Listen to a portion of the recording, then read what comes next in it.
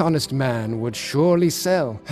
But everyone knows quite well, as for honor, he has none. Yes, Robert was a dear friend of mine. And as for Catherine, oh, I loved her as much as a man can love a woman. And she loved me, but she was my good friend's wife. I've heard that once you saved Robert Johnson's life by persuading him to cancel a train trip, the train he would have been on crashed. I don't know what surprises me more, the fact that you predicted the train crash or that you actually saved the life of your rival, meaning you gave up your chance to be with Catherine. You must remember Robert was a friend of mine. As for that train crash, knowing it would happen was not unusual for me. I could always foresee the future, but not everyone believed me. I begged my friend and patron, Colonel Astor, not to board the Titanic, but he didn't follow my advice. How sad. Or maybe it was just a coincidence. Speaking of him, I've heard that Colonel Astor, who was the owner of the Waldorf Astoria hotels, was the one who gave you $30,000 for your research in Colorado Springs. That is not quite true. Mr. Astor financed some businessmen from a local electric company in Colorado Springs who were researching the electric potential of thunderstorms. It was they who invited me there. The fact that Colorado Springs is located in a zone of strong geomagnetic activity intrigued me. What this means is there are more thunderstorms in that area than there is sunshine. The local engineers wanted to know if there is any way to accumulate the energy produced by lightning strikes and then use it. Of course, I could not pass up a chance to participate in such a unique experiment. The laboratory I built there was ideal. I put up a sign there saying, "Abandon all hope, ye who enter here," and began to do my geomagnetic research. In the center of my lab, I built this massive transformer. One end of its primary winding was grounded, and the other end I raised to a great height. As a result, this device was able to store energy and produce a lightning-like current of several million volts and a frequency of 150,000 hertz. But I wanted more. I wanted to know whether this technology could transmit energy wirelessly over long distances using the ground as a transmitter. Not far from the lab, I put 200 bulbs in the ground and waited for a storm. As soon as the ball at the top of the mast was struck by lightning, my laboratory came to life.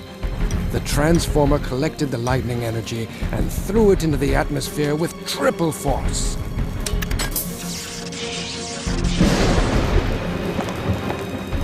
Try to imagine it. I had created man-made lightning that was 40 meters long. The energy flow covered the city. The entire city was literally saturated with electricity. I didn't expect such an effect, but my theories had been proven. I was able to transmit an electric charge wirelessly across the ground. 200 bulbs were lit at a 25-mile radius from the Tower Razam. Unfortunately, the local power station was not ready for such a large-scale experiment. The city's generator simply burnt out. After that incredible experience, I wrote an article about the possible uses of currents transmitted by high-frequency standing wave energy. This had practical application for lighting, heating, the control and movement of electric transport. Electricity could be used everywhere. It could be transported through the ground, in the air, used for automatic machines. The wireless uses of electricity are endless. Yes, I remember reading it. There were so many fantastic predictions. How to harness energy from the sun. Aluminum, the metal of the future. Using the Earth's internal heat. Transfer of electric power anywhere in the world without the use of wires. Interplanetary radio communications. It was that article I wrote that caught the eye of the well-known banker and industrialist John Pierpont Morgan. And he decided to meet with me. Imagine how much benefit wave energy could have for mankind. That sounds interesting. I want you to work on the development of radio communications. I need a cheap but reliable connection that will work so I can communicate over long distances. To get you started, I'll give you $150,000 to cover your costs of research. After that, we'll talk. Radio. What mediocrity. But I agreed to what Morgan asked of me, to have the opportunity to continue working on the wireless transmission of electricity. We bought several acres of land on Long Island and started the construction of a wireless transmission power station. It was a 57-meter tower frame with a steel shaft that went deep into the ground. A huge copper hemisphere which worked as a powerful amplification transmitter was installed at the top of the huge structure. The idea for the project was to use the resonant buildup of the ionosphere.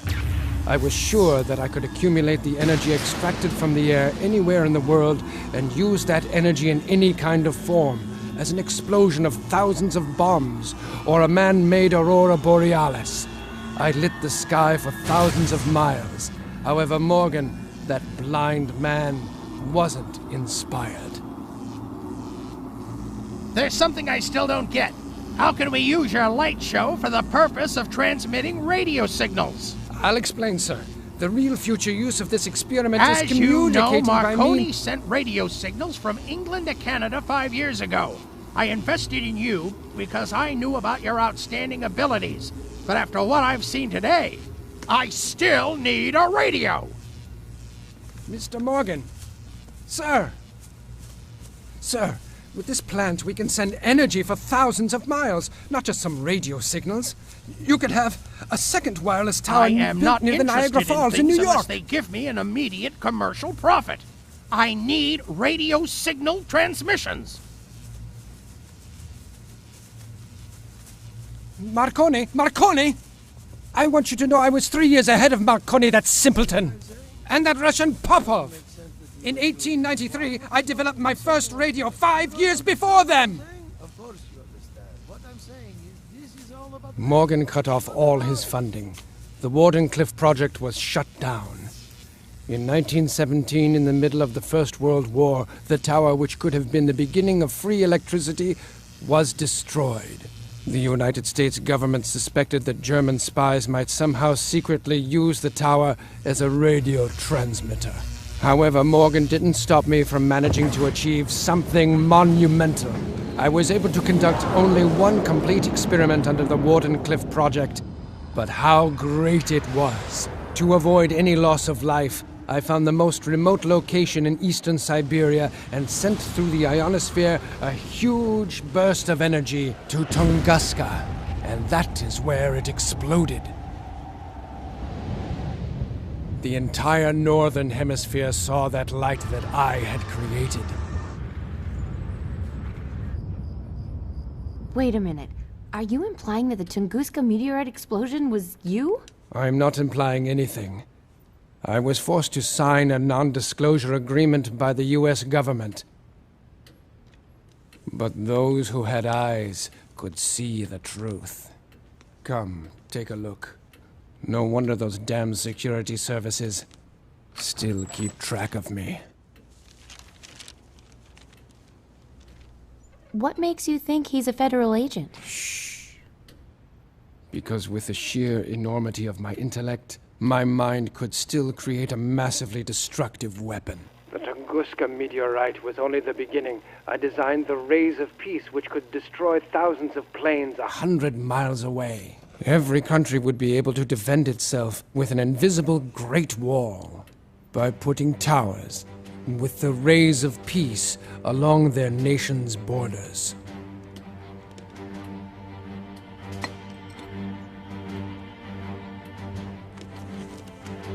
Of course, the military would give anything to get their hands on my rays of peace, so they could turn them into rays of death.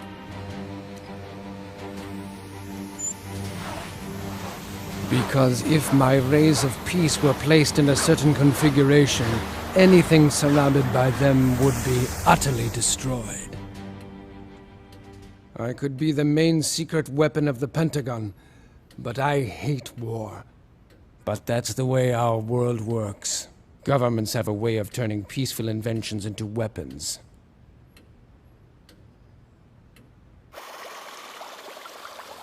I was the one who invented the ability to control ships and airplanes by radio frequency. I introduced the first radio-controlled ship in 1898 during the New York Electrical Exhibition. Once I had perfected this technology, I brought about the era of larger, more practical toys.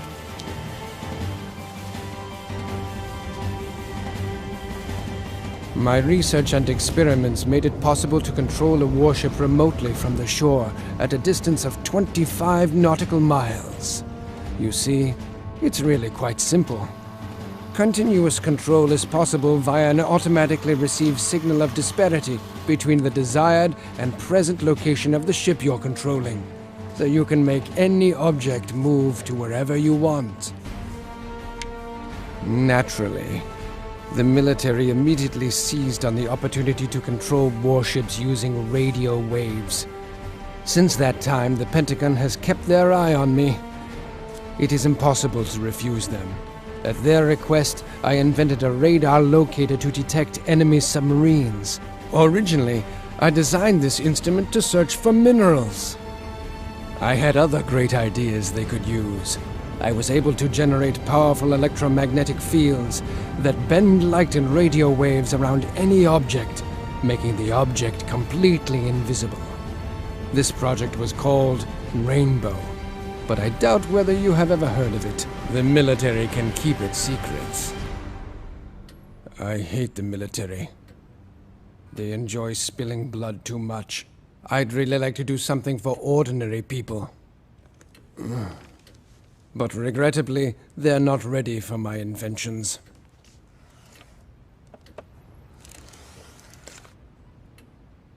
They're blind and stupid. Once I decided to prove to the general public that energy is present in the air, so I designed and assembled an 80-horsepower alternating current electric motor. Then I installed it in a new car, replacing the gasoline engine as its power source.